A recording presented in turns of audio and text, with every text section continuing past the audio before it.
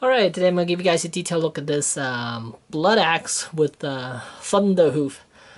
And this is a Tart McFarlane Spawn figure. The series that this came out of was the Dark Ages, I believe. And just got this from eBay. Don't have the box. I actually opened it and destroyed the box already. But here it is, the horse with the figure, and the figure is removable and he does stand, unlike the other one that I reviewed previously.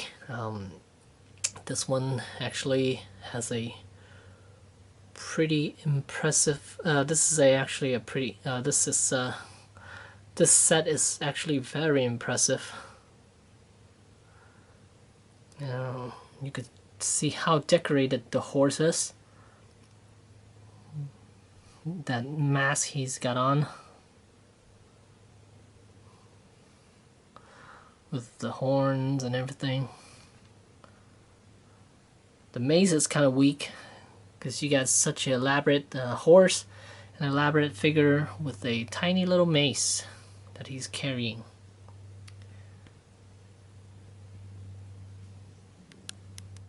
And I guess here's the front view with the horse.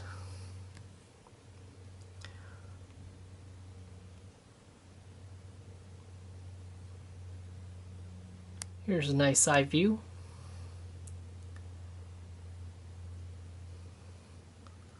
Really like the armor. Makes the horse really nice. Very impressive. Here's the back side. The figure got some soft goods, but nothing for the horse this time. Everything's rubber on him. And back to the side. Alright, let's get this figure off the horse. And then here's a look at the figure itself. The helmet is kind of nice actually, but I do like the other Bloodaxe helmet a little bit more.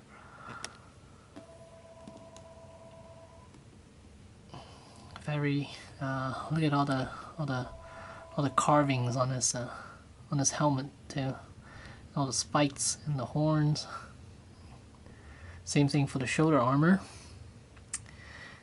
Basically, it's got the same stuff the other Bloodaxe has, but he does come with a shield, a wooden shield, but of course it's made out of plastic.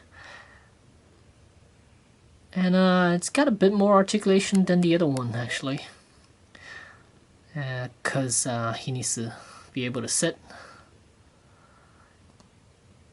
And here's the back side. I'm considering giving him a cape, a soft cape, probably a velvet cape, because it would kind of match, I think, with this figure. And let's go over articulation for this character here. Alright, as far as his head, on the base of the neck, there's a ball hinge there. And then shoulders, let me see if I can show you. Nice. Alright, here you can see the shoulder joints. It actually allows you to pivot forward and back, and then it's a double jointed shoulder, and then at the end here it could swivel. And as far as the chest, there is a swivel joint there, and on the waist, it actually let me show you by lifting up his little skirt there. You guys probably can't see it, but there is a hinge joint there, so he could move forward and back, just like so. And then there are ball hinge hips, swivel knees, swivel thighs, hinge knees, and then here there's a cut joint there as well. And on this leg there's a cut joint right there, and then toes, well, the ankle there's a hinge there, and the toes it actually could there's a hinge there as well too, so it pivots left and right. And as far as the elbow, it's a swivel joint, and the wrist is also a swivel joint. And there's his hand holding the shield. And the mace is removable. Basically all you need to do is just remove the front section and it will be able to slide out. And here's the mace. As you can see, there's a peg and a hole, and this is a metal chain, so is this one around his shoulder there. Very impressive. Helmet is not removable.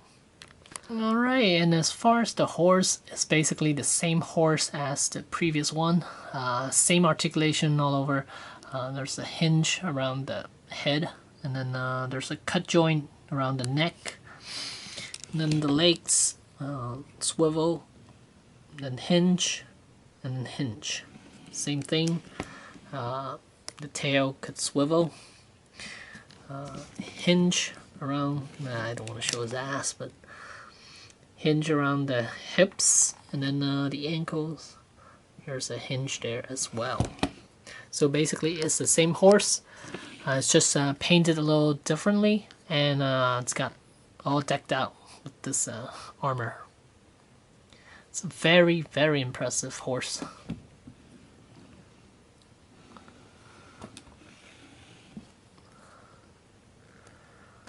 There's a lot of detail going on here.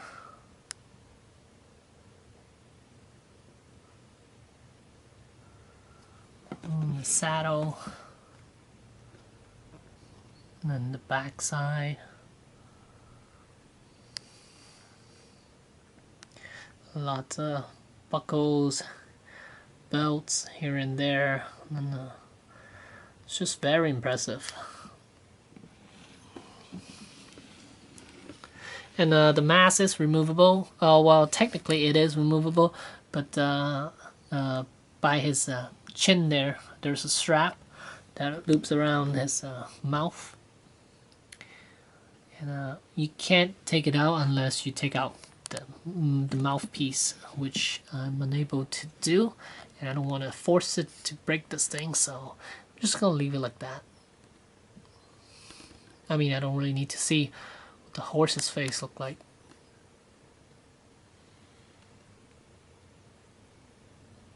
And on the front there's a cool little emblem. Looks like it's some sort of a demon creature with some teeth coming out, and horns as well. Very impressive. Alright, I took the liberty of giving him the huge axe that came with the figure, the Bloodaxe figure, and he is very, very impressive now. He's got a huge axe, riding on a horse, all decked out.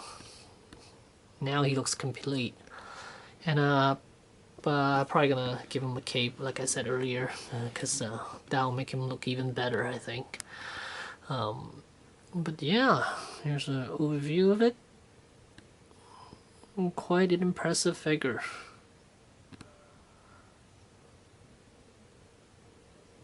Alright, here we have the other Bloodaxe standing next to him.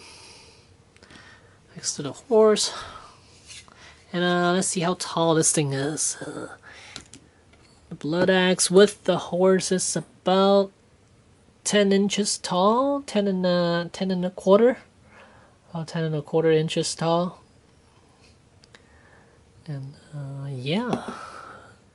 And by itself, the figure stands about 7.5 inches tall, give or take a little bit, since the tip of the horn is looks like it's past 7.5 inches, but yeah, roughly around there. Alright, and if you remove the shield, now you can have him dragging the horse around, which is another cool pose. It is nice that this figure could stand even without the horse, so you could give him a bit more of a bit more variety when it comes to posing this guy and the horse, so that's cool. and very impressive. I really like this a lot. This, I believe, was made back in 2002 or 2003, somewhere around there. So yeah, there you have it. Thanks for watching.